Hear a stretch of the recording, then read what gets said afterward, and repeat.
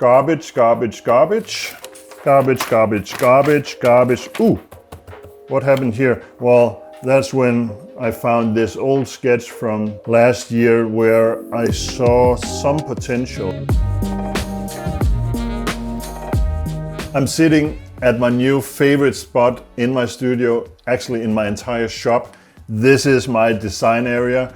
For the past few months, I've started out my day by sitting here for about an hour and a half. Now I'm working on a new design that will be a slip joint, also for my shop build series. What I've done since last time is find one of my old notebooks and just flip through it. Flip through. Since last time I've been flipping through some of my old notebooks and I actually found a sketch that I really liked. It was right around the time where I designed the Aras, so my head was in more or less the right size. It was namely this sketch right here that just talked to me quite well. What it was or what it wasn't, I haven't really figured out yet. Maybe it's the dimension, it makes it almost fidgety. Without necessarily thinking that this is the right direction, that is what I'm sketching on now, something to that effect, and I'll see where that will bring me.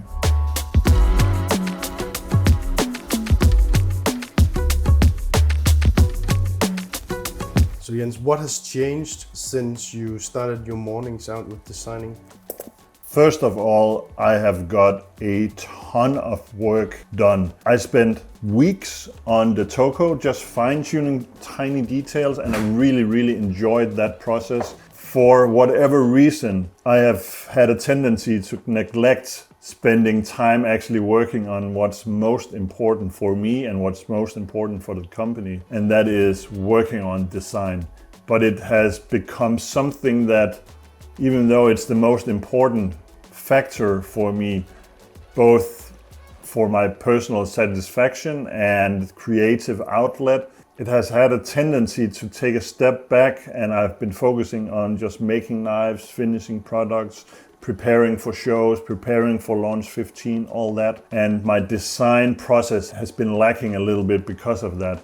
Then Karina and I talked about it and we tried to figure out how could I get more design work in. And we discussed if just starting out maybe 30 minutes earlier than I usually do, but go straight to my drawing table, turn off the phone, turn off anything with notification, turn up the music, and the result has just been amazing. I love spending my mornings here, and that is where I actually get some of the best ideas. That's early in the morning. So it has just been a tremendous effect of changing very small details. So quite basically, I cleaned this table here, I lowered a bit, and now it's my dedicated design space, and I can leave drawings from day to day and just continue the process the next day.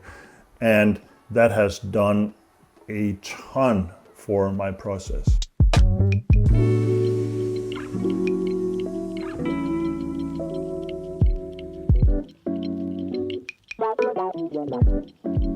Somebody more smart than me said one time, what's urgent shouts, what's important whispers. And you have a tendency to listen to the shouting and not the whispers, but design work is so important, so there's no neglecting this going forward. And this spot right here has made it possible for me to never do that again.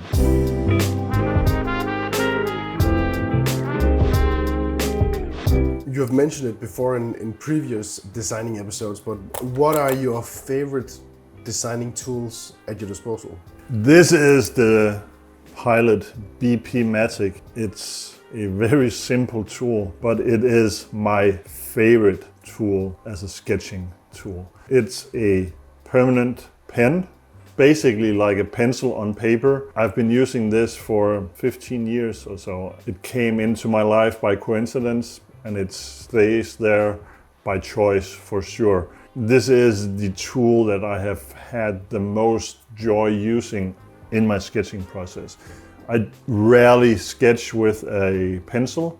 I do it occasionally depending on the type of work that I'm looking for. I will sketch with a felt tip pen occasionally, but this one just flows so easy. Depending on how much pressure you put on the paper, you can get a very hard line or very soft line, much like a pencil. The cool thing about sketching with the pen is that you're saving the full process. There's no eraser in my sketching process because the pen will leave a permanent mark on the paper. By doing so, I have the full process of my design work. If I don't like a line, I will draw again and again and again until it's there. But I can see from the first sketch to the final sketch every single step of the process. And that's where the eraser is really, really dangerous, at least for me. Once you start using an eraser, you also become very perfectionistic in your sketching. And for me, sketching is like a brainstorm, and there's no bad ideas in a brainstorm. You just throw everything towards the paper and that's what you get, and that's what you have months, years after. You can go back and check out every single step of the way.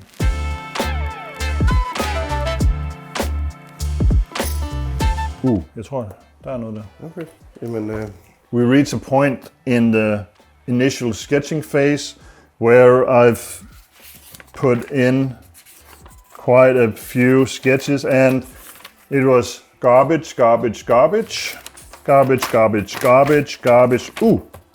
What happened here? Well, that's when I found this old sketch from last year where I saw some potential. This is so far from anything solid design. This is a rough sketch, but it just sparked some kind of inspiration in me. So that's kind of the direction I continued in. Garbage, garbage, garbage, garbage.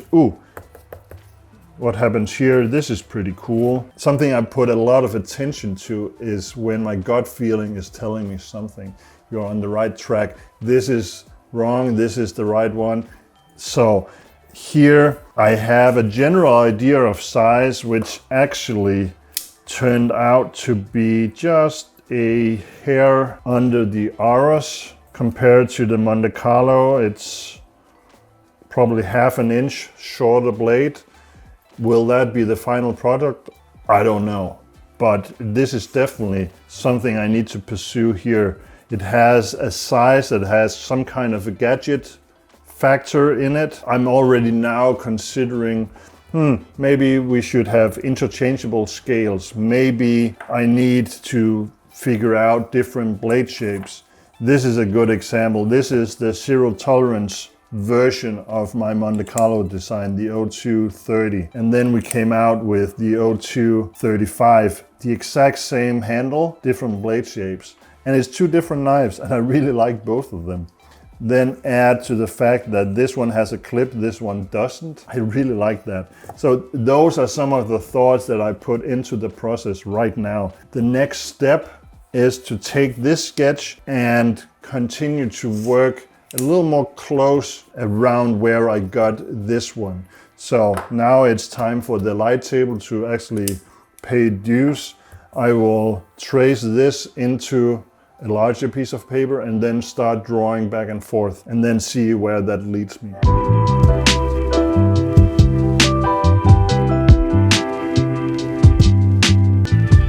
Working on these sketches, and I specifically say sketches because it's too early to call this a design, but I can see huge potential in what I'm doing here. It reminds me of one of my favorite designers throughout time, namely Dieter Rams from Braun in Germany. He designed basically everything from electric razors to shelves to television sets. He had a long list of 10 design advices, and the last one is as little design as possible. And that resonates so much with me. If you cut everything away, what you have left is pure function. And then I like to add small, nice details that will give the user of this product, this knife, great experience. you'll discover small details on the scale or the blade, and that's where the design is super strong. It's so easy to make a design vulgar, just add curves, add materials, add details. It's super difficult to make clean, simple design that is not boring. Just this year I bought the light table and it has changed my whole process. And I'm so fascinated by how these little adjustments of a process can have a tremendous effect. This was a $300 investment, if you can call $300 an investment at all, but it has given me so much joy using it. It's one of those things that every time I turn it on and look at my drawings, I just small smile.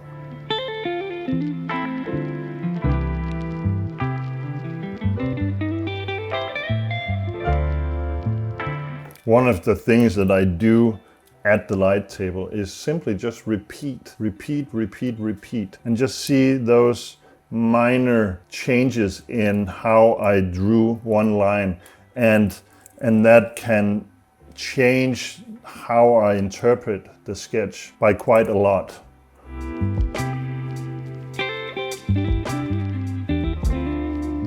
At this point in the process, I think I reached the goal for today, and that was to put something that resembles the general idea that I've been boxing around with on paper.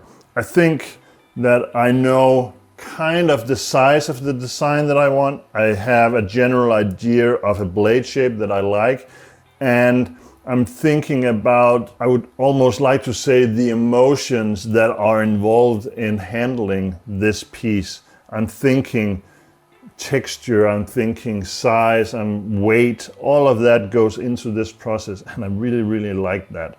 I think there's still a ton of work ahead of me before you can start calling this a design. These are rough sketches, but at the same time I'm at a point where I'm actually super happy with the direction that I'm taking here.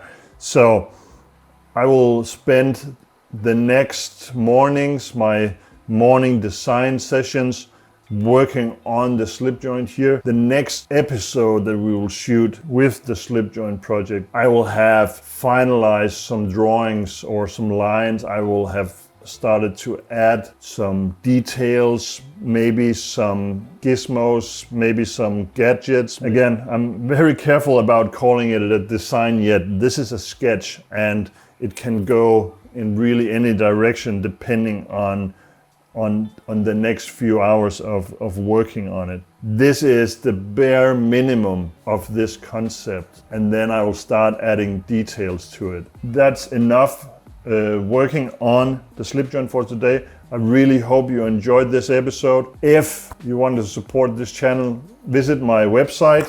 There's cool projects like the Aros. At this point in time, the Toco should be out as well. So actually, hit the link, visit my website, support this channel, help keep the light on, and until next time, see you later.